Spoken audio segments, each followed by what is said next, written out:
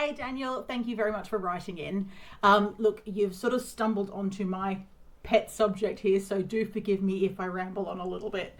But it's really great that you're on the ball right away with making sure that you're sort of adapting your training and everything for the puppy, right from the get-go.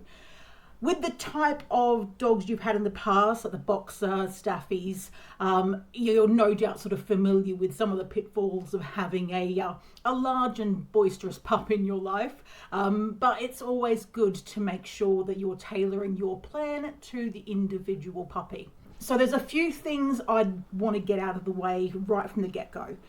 One of them is you can never predict the temperament or behavior of a dog based purely on the breed.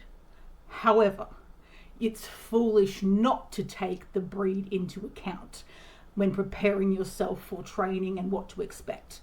Temperament and behavior in dogs is widely believed to be a culmination of breeding and genetics, early life experience, and training, socialization, and upbringing. So ignoring the breed is essentially like ignoring 1/3 of that recipe. So it's important to be aware of the history of the breeds involved, as well as your pup's parents, as well as if possible. And it sounds like from what you've said that you were able to meet both parents and you were really happy with their behavior and temperament. So that's a really good starting point. You might hear some people say that cane Corsos are aggressive and standoffish, or that Staffies are aggressive towards other dogs. But I would strongly advise you to ignore 99.9% of these sentiments. Now, the cane Corso were originally bred as Roman war dogs, so they were bred for hunting and for guarding. However, this breed virtually became extinct when they were no longer required for those roles. But around the mid-1900s, the breed was revived, and since then they've become quite a popular pet for individuals and families. Their breed history does shine through a little bit in that they are known to be a bit headstrong, they are very intelligent, and they can be loyal to a fault. And what I mean by that is that sometimes they can become overprotective of their families or of a single individual. And for that reason, early socialization with lots of different people and different dogs is essential, along with strong, firm leadership.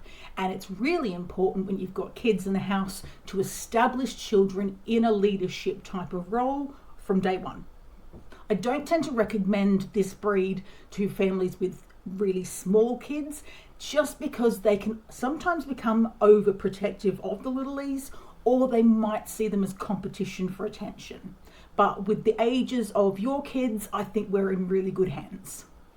Now, Staffies, on the other hand, have come from a line of dogs that were used for bull baiting and dog fighting, and that really comes through in their tenacious nature. They're also really loving, loyal family dogs, which, if not well controlled, can become a little bit much for some people as they jump and lick and occasionally play bite. So again, early socialization is key, and I would strongly encourage you to get your puppy meeting older dogs, not just other puppies, so that they can teach them manners from a young age. Yes, the history of dog fighting can sometimes predispose these guys to being a little more reactive to other dogs, but as long as you're aware of this, getting in ahead of it can usually mean it's nothing to worry about. So, while training your dog to sit and come and stay are very important, when it comes to any dog with powerful jaws like these two breeds, the first things I want to establish from the start is for these dogs to allow hands in the mouths, to have food and toys taken away from them. But if you're doing that, it's also important to make sure you give them back. Taking things away from your dog and not returning them will teach them to resource guard. But they need to understand that you can take things away from them without them fearing that they're not going to have them returned. That means that they're not going to be bothered if you take their food away, if you take a toy away, if you get all up in their business while they're eating. These are things that your dog should safely tolerate. And if you start doing that from day one, then you are likely to have an adult dog that doesn't mind anything like that going on, which again, when you've got kids in the house, super important to establish that early on. So you've got the kids in the house, and it's really important to make sure they're on board and involved with the training. Dogs can get really stressed and confused if they're being told one thing in 1 minute, but then being allowed to do it the next. That can be really stressful for dogs. So make sure that they're involved in the training. Get them involved in feeding times as well. If your pup learns that the kids also control the giving of food, that puts them sort of in a higher or respect kind of position. Being a female pup, you are at least sparing yourself the potential nightmare of the boyish teenage years. Think terrible twos, but with testosterone. So I do still recommend spaying female dogs, and for a dog of this breed and size, I would recommend spaying between the first and second seasons. The reason for that is that you're allowing her to reach her fully sexually mature age and development, but then you're also minimizing the risks of things like mammary tumors, uterine infections, and also some of the potential behavioral issues that can be caused with hormonal fluctuations. So I recommend talking to your vet about the timing of this, or you can always head to tangovet.com and book an appointment for an online consultation with one of the vets there, and they can also go into more details and discuss things with you if you need.